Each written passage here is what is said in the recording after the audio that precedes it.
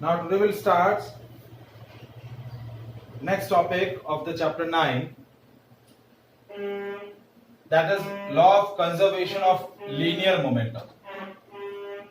Law of conservation of linear momentum. ठीक है?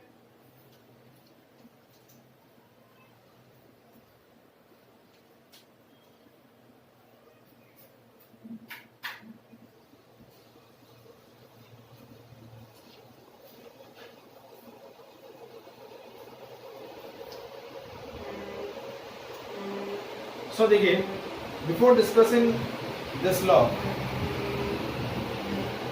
देखिए हम ऑलरेडी पहले भी डिस्कस कर चुके हैं कि what is linear momentum. Linear momentum is the amount of motion processed by body is called its linear momentum. And we also discussed the Newton's second law of motion. So Newton's second law of motion states that F is equals to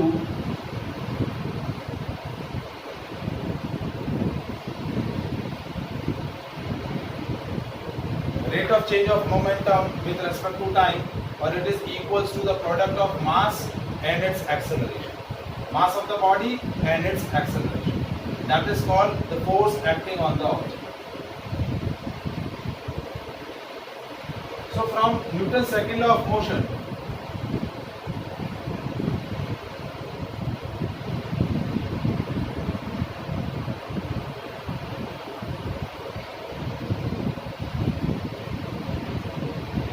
हम क्या लिख रहे हैं कि F is equals to ma और F is equals to delta V by delta t, और it is P2 minus P1 upon T2 minus T1.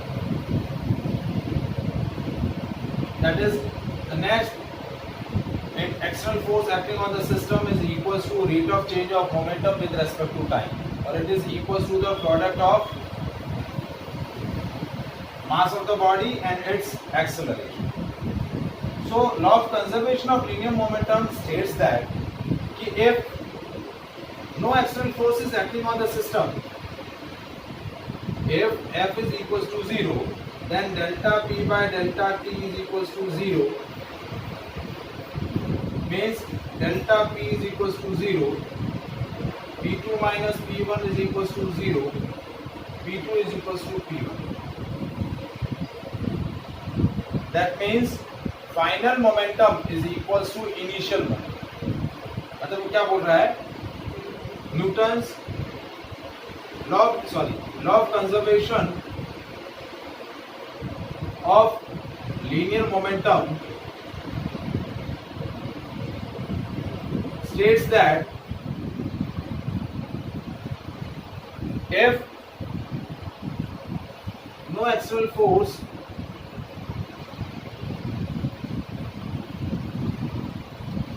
acting on the system, then momentum of the system remain conserved. Means final momentum of the system is equals to initial momentum. क्या बोल रहा है? Final momentum is equals to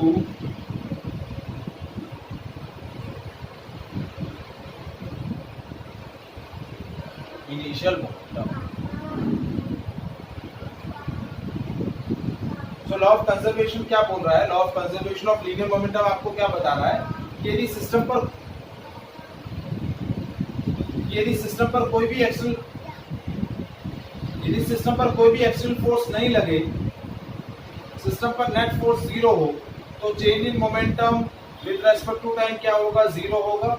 यानी system का जो final momentum होगा वो किससे इक्वल रहेगा? Initial momentum. देखिए P2 क्या है? Final momentum of the system, और P1 क्या है? तो हमने डिस्कस किया law of conservation of linear momentum. तो law of conservation of linear momentum को हमने कैसे डिराइव किया? From Newton second law of motion. Newton second law of motion हमने क्या डिस्कस किया कि the net force acting on the system, net unbalanced force or axial force is acting on the system is the rate of change of momentum with respect to time, or it is equals to the product of mass into acceleration. तो यदि system पर कोई भी यदि आपका system पर कोई भी एक्सटर्नल फोर्स नहीं लग रहा है, F इज इक्वल्स टू 0, तो क्या होगा, delta P by delta T क्या होगा, 0 होगा, क्योंकि F is equals to delta P by delta T।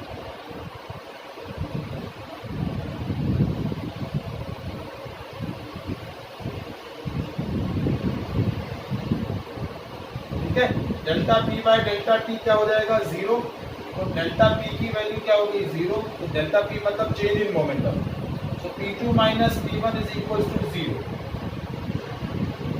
P2 क्या है, फाइनल मोमेंटम, P1 क्या है, initial momentum. So final momentum is yes, statement क्या है, if no external force is acting on the system, यदि सिस्टम पर कोई भी एक्सटर्नल फोर्स ना लगे, जितने भी फोर्सेस हो वो इंटरनल होने चाहिए, यदि सिस्टम पर कोई भी एक्सटर्नल फोर्स ना लगे तो सिस्टम का मोमेंटम कंजर्व रहेगा, मतलब final momentum of the system is equals to the initial momentum of the system. This is called law of conservation of linear momentum. इसी को हम क्या बोलते हैं, law of conservation of linear momentum. Statement वापस से रिपीट कर रहा हूं कि यदि सिस्टम पर कोई भी एक्सटर्नल फोर्स ना लग रहा हो, जितने भी फोर्सेस हो वो इंटरनल होंगे, तो सिस्टम का टोटल मोमेंटम कंजर्व रहेगा। Final momentum of the system is equals to initial momentum. This is called law of conservation of linear momentum. Now we derive an article, एक हम डेरिवेशन डेराइव करेंगे, article derive करेंगे, जिसके अंदर हम बता रहे हैं कि एक सिस्टम हमने लिया है जिसके अंदर कोई भी एक्सटर्नल फोर्स नहीं लग रहा है, तो एक्सटर्नल फोर्स जब नहीं लगेगा तो सिस्टम का टोटल मोमेंटम क्या रहेगा, कंजर्व रहेगा।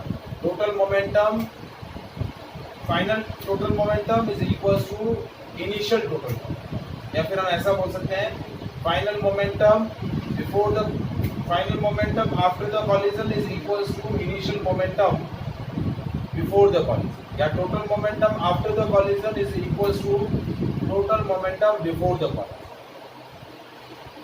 तो अब एक मैं इस सिचुएशन को डेराइव कर रहा हूं, तो देखिए कैसे डेराइव हो रहा है। I am taking a system of two balls of different masses which travel with a different initial velocity। मैंने दो ऑब्जेक्ट लिए, एक बॉल लिया A, इसका वेलोसिटी है m1, सॉरी मास है m1, and whose initial velocity is u। Second ball of B of mass m2 whose initial velocity is u। देखिए u1 क्या है, initial velocity of ball A, and u2 क्या है, initial velocity of ball B। बेटा board तो दिख रहा है ना, m1 है मास,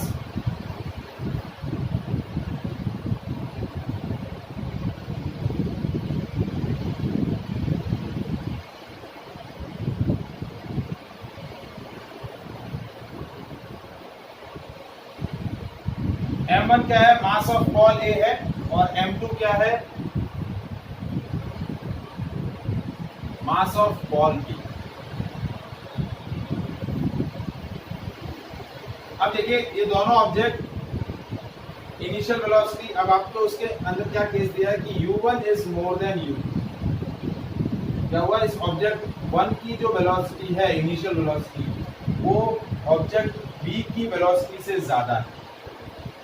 क्या है, ज्यादा है। तो पीछे वाले ऑब्जेक्ट की वेलोसिटी ज्यादा है आगे वाले ऑब्जेक्ट से, तो दोनों ऑब्जेक्ट क्या करेंगे, एक दूसरे से कोलाइड करेंगे। तो कुछ टाइम बाद दोनों एक दूसरे से कोलिजन करेंगे। तो ये आपकी जो सिचुएशन मैंने यहाँ बताई है, this is a situation before the collision. ये जो सिचुएशन है, ये सिचुएशन आपकी क्या है, बिफोर कॉलिजन।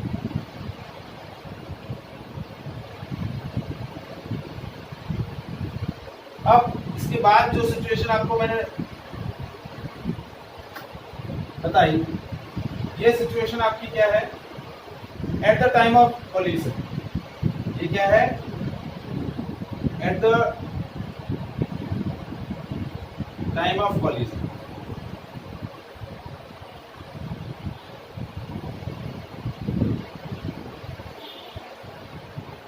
ये दोनों बॉल एक दूसरे से कॉलिजन कर रही है, तो बॉल ए जो है वो बी पर फोर्स लगा रही है और बी जो है वो ए पर फोर्स लगा रही है। Ball A exert a force on B and ball B exert a force on A. तो ये हुआ force on A due to B and this is a force on B due to A. देखिए FBA क्या है? That is force on B due to A और force AB क्या है? That is force on A due to B। देखिए ये object A जो है वो B को B पर फोर्स लगा रहा है, तो force on A due to B इस तरफ है, FBA बोलेंगे, इस फोर्स को क्या बोलेंगे, FBA। और ये क्या है, फोर्स AB, यानी force on A due to B। B जो है वो A पर इस डायरेक्शन में फोर्स लगा रहा है, A जो है वो B पर फोर्स इस डायरेक्शन में लगा रहा है। One is action, another one is reaction, और each action has an equal and opposite reaction। अब ये दोनों कोलिजन करने के बाद एक दूसरे से क्या होंगे, सेपरेट होंगे। सेपरेट होने के बाद इनकी वेलोसिटी जो है वो क्या है, डिफरेंट हो गई है। सेपरेट होने के बाद इनकी वेलोसिटी क्या हो गई है, डिफरेंट हो गई है।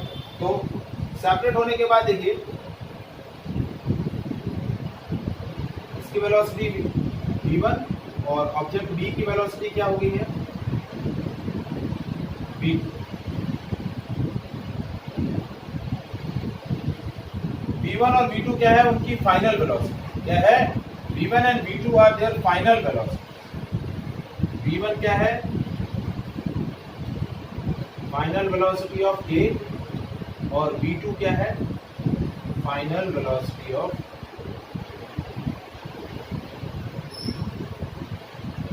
सिचुएशन समझ में आई, क्या बताया है मैंने। देखिए दो ऑब्जेक्ट्स लिए मैंने, A और B, जिनके मासेस है m1 and m2, whose initial velocity is u1 and u2. Initial velocity of object A is more than object B. So both the objects collide with each other. Object A collide with B and B is collide with A. Both will exert forces on each other and these forces are internal forces. A जो है वो B पर force लगाएगा, B जो है वो A पर force लगाएगा। After the collision, both will separate from each other. After the separation, their velocities are v1 and v2. v1 is the final velocity of m1 any object A and v2 is the final velocity of object B.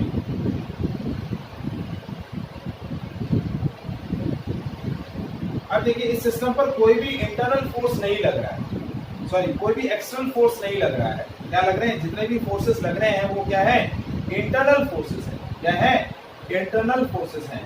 तो हमें proof क्या करना है कि system पर कोई भी external force नहीं लग रहा है, तो total momentum before the collision is equals to total momentum after the collision. Total momentum before the collision is equals to total momentum after the collision. तो देखिए total momentum before the collision क्या है, yes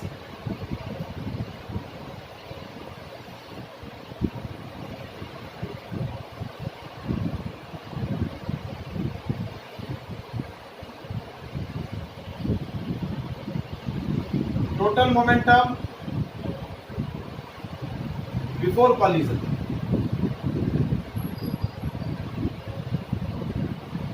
देखिए ये situation आपको मैंने जो बताई है ये बिफोर कॉलिजन की है। तो टोटल मोमेंटम बिफोर कॉलिजन क्या होगा, m1 u1 plus m2 u2। और ये जो सिचुएशन मैंने आपको कोलिजन के बाद की बताई, ये सिचुएशन क्या है? After collision. तो टोटल मोमेंटम आफ्टर कोलिजन क्या होगा?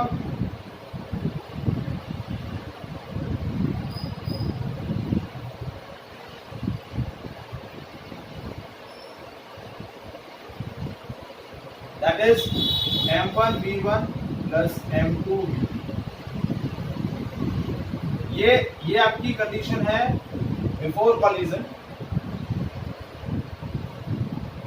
तो m1u1 is equal to m2u2।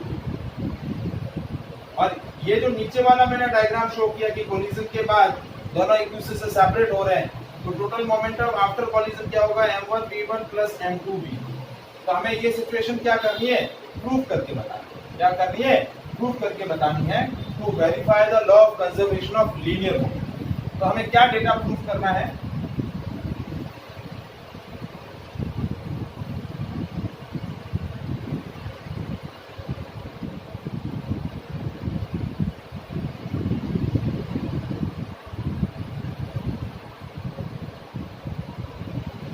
Total momentum before collision is equals to total momentum after collision। यानी हमें प्रूव करना है m1u1 plus m2v2 sorry m2u2 is equals to m1v1 plus m2v2। यह हमें prove करके बताना है। तो आप कैसे प्रूव करेंगे? देखिए ना, हमने जो सेकंड डायग्राम बताया था जिसके अंदर दोनों ऑब्जेक्ट एक दूसरे पे फोर्स लगा रहे हैं, this is a direction of force on A due to B और ये था force on B due to A। और जैसा कि हमने बताया था कि each action has a equal and opposite reaction, तो ये दोनों एक्शन और रिएक्शन पेयर है, तो दोनों फोर्सेस क्या होंगे? एक दूसरे के इक्वल और अपोजिट, यानी FAB is equal to minus of FBA। that we return from the Newton's third law of motion। Each action has an equal and opposite reaction। Magnitude same है, डायरेक्शन अपोजिट है, तो इसने minus sign लगा। क्या लगा दिया? Minus sign लगा। तो अब हम FAB और FBA की वैल्यू फाइंड आउट करेंगे और उसको इस इक्वेशन में प्लेस करेंगे। सो FAB क्या है? That is force on A, yes,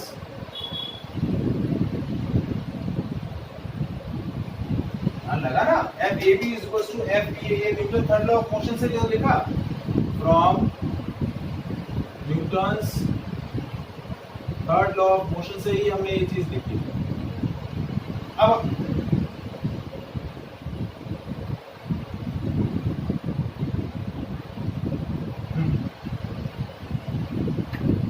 हाँ, तो आप देखिए इसको कैसे कैलकुलेट करना है। Force on A due to B calculate करना है, तो हम यहाँ कौन सा फॉर्मूला यूज करेंगे?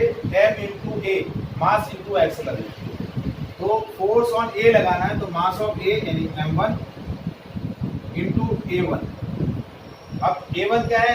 एक्सेलरेशन ऑफ ऑब्जेक्ट A, तो ये हो जाएगा final velocity minus initial velocity upon time.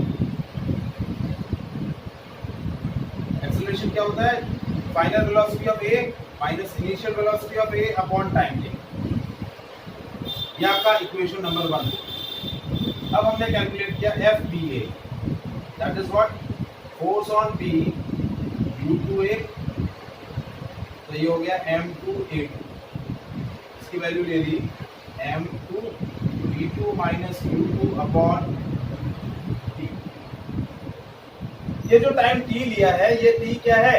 That is the time duration of collision. इन दोनों के बीच का जो टाइम, जितने टाइम ड्यूरेशन के लिए इनके बीच में कोलिजन हुई है, वो टाइम हमने क्या लिया है? t ले लिया।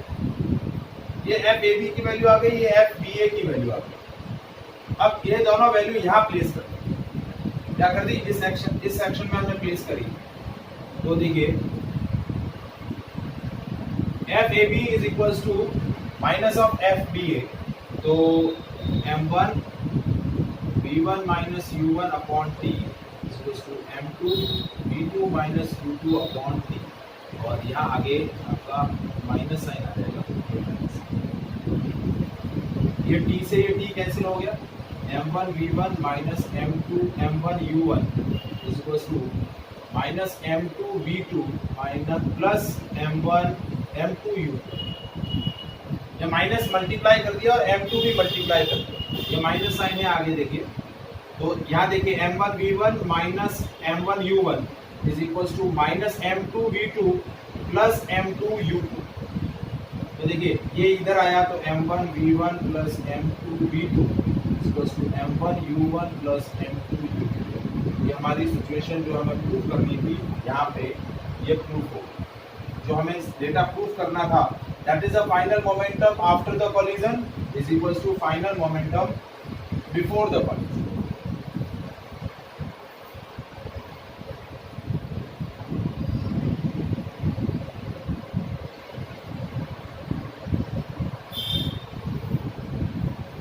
Is that clear?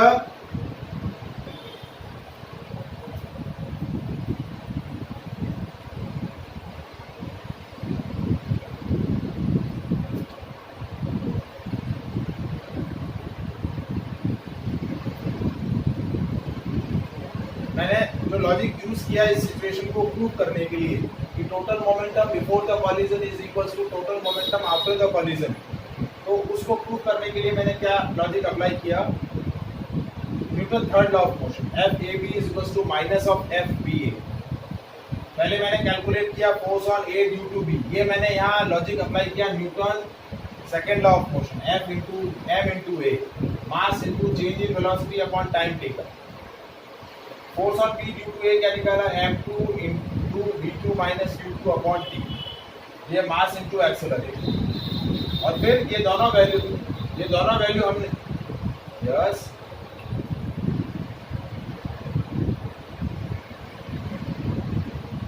हाँ बेटा 5 मिनट में फ्री कर रहा हूँ।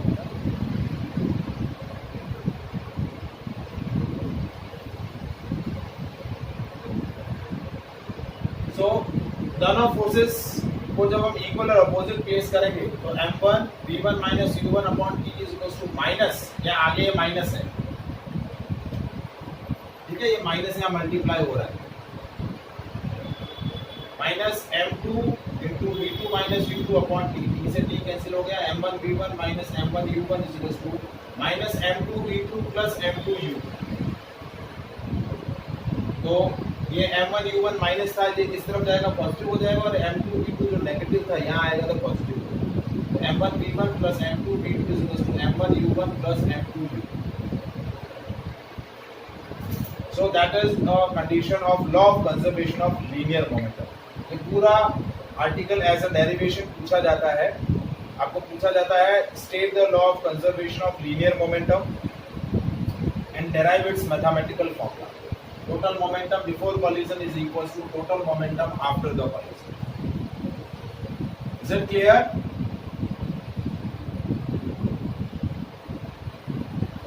तो आज हम यहीं तक डिस्कस करेंगे, इससे रिलेटेड न्यूमेरिकल्स जो है वो नेक्स्ट सेशन के अंदर हम डिस्कस करेंगे। ओके